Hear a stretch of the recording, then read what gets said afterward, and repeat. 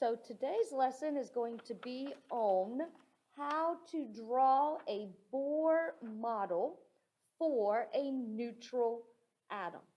So let's start with carbon because we've already looked at carbon in a previous video and we determined that carbon had 6 protons, 6 neutrons, and 6 electrons.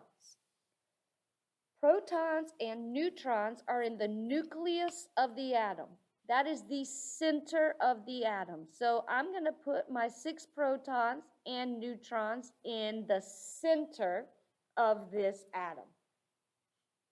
Now, we learned that electrons orbit the nucleus on energy levels.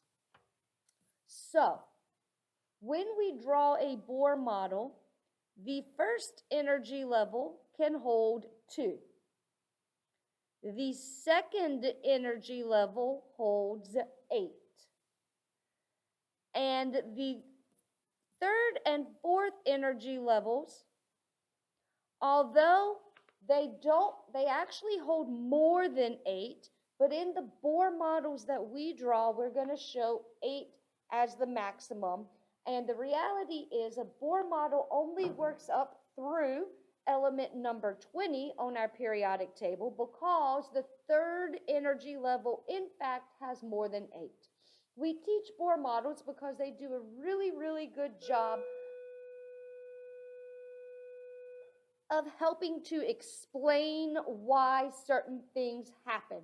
They help us to be able to see trends and all kinds of stuff. So we come back to Bohr models. So even though there's a better way to actually look at electron placement, we're going to start with the Bohr model.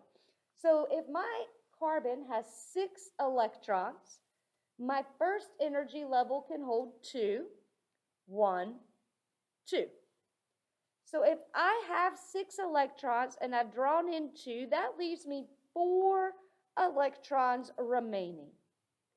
So I'm going to draw a second energy level, and my second energy level can hold a maximum of 8, but I only have 4. So 1, 2, 3, 4. And when we draw electrons, we typically go 1, 2, 3, 4, and we're going to talk about why we do it that way in another video. So let's do another example. Let's draw the Bohr model for aluminum. So we have to look at our periodic table, and we see that aluminum has an atomic number of 13. So that means it has 13 protons, and we've already learned that if it is neutral, protons equal electrons, so 13. And then how many neutrons? So the mass number rounds to 27. 27 minus 13 is 14. So in a neutral atom of aluminum, we have 13 protons and 14 neutrons in the center. And now I'm going to add in my electrons. So my first energy level can hold, we said, 2 electrons. So I'm going to put in my 2, 1, 2. So if I have 13 and I've added 2, that leaves me with 11 electrons.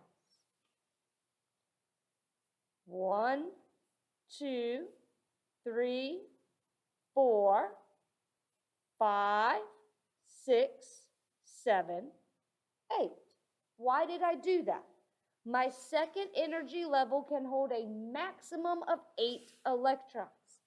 I put in 13, I have 13, I put in 2, so I need 11. 8 is the maximum number that I can put on the second shell.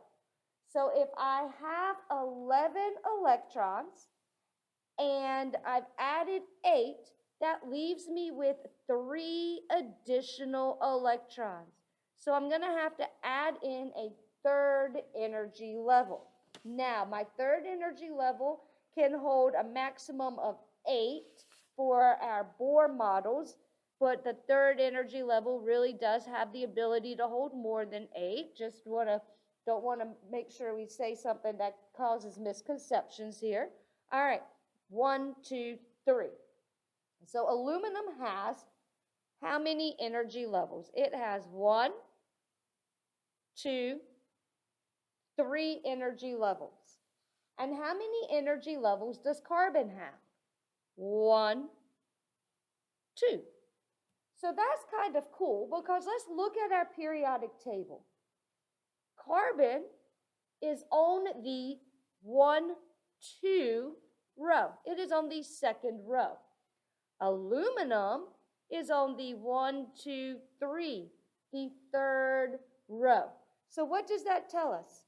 The number of energy levels in our Bohr model is corresponding to the row on the periodic table in which that element is found. So that's kind of cool. Let's see if that happens again. Let's do one more example, and let's see if that same thing happens. We're going to do chlorine. So we're going to find chlorine on our periodic table, and it has 17 protons. Now, protons equal electrons when neutral. For our neutrons, 35.45 rounds to 35. 35 minus 17 is 18 neutrons. So my protons and my neutrons are going to go into the center of my atom, 17 protons and 18 neutrons. Now I'm going to start with my energy levels. My first energy level, again, can hold a maximum of 2 electrons. All right.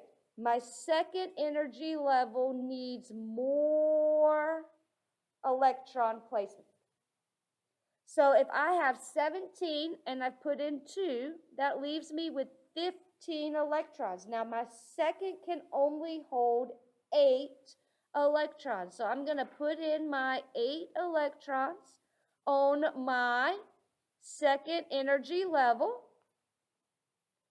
So if I started with 15 and I put in 8, that leaves me with 7 remaining electrons. So I'm going to have to draw a third energy level.